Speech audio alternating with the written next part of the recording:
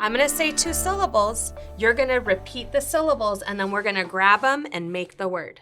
Are you ready? Table. Table. Table. Ready? Startle.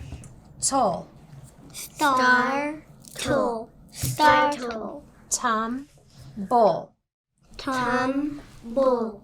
Tumble. Gargle. Gargle. Gargle. Do you know what gargle is? When you make water stay in your throat, remember when I taught you the G sound, we go g, g, g, g. That's kind of like a gargle. Last word, no bull. No bull. Noble. Very good.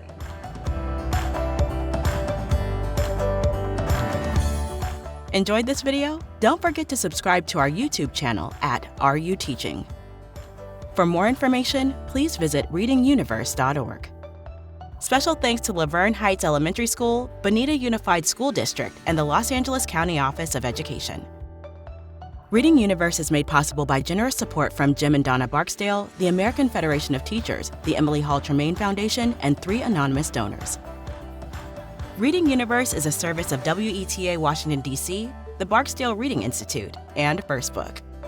This is Reading Universe.